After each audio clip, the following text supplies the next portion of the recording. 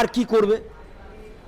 আর কি করবে? এই মমতা ব্যানার্জি প্রথমে পুলিশকে দিয়ে বলালো আত্মহত্যা করেছে, ফেলিও। তারপরে ওটা সিপিএমের ঘাড়ে চাপানোর চেষ্টা করলো, ফ্লপ। তারপরে বিজেপির নামে ঘাড়ে চাপিয়ে মুসলমানদেরকে দূরে সরে রাখার চেষ্টা করলো, ফ্লপ। তারপরে যে আন্দোলন, এই যে ডার্বি ম্যাচ মোহনবাগান ইস্টবেঙ্গল, এই ডার্বি ম্যাচ বন্ধ হয়ে গেল।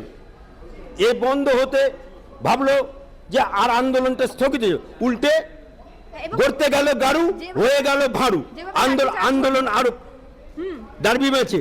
হ্যাঁ, সুতরাং এই জায়গাতে মমতা ব্যানার্জি এবং মমতা সরকার ইমিডিয়েট পদত্যাগ করা দরকার।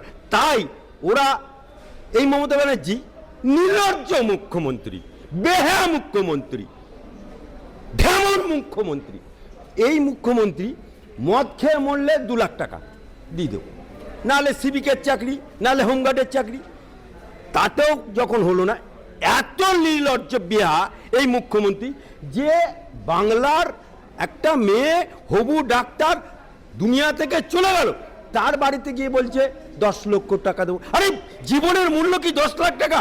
হ্যাঁ, মদ খেয়ে মরলে 2 লাখ টাকা, ডাক্তার মরে গেলে 10 লাখ টাকা। মমতা ব্যানার্জি কি কালীঘাটের টাকা ছাপায় নাকি? হ্যাঁ, না নবান্নের টাকা ছাপায় যে টাকা দিয়ে দিলেই সব মুখ বন্ধ হয়ে যাবে?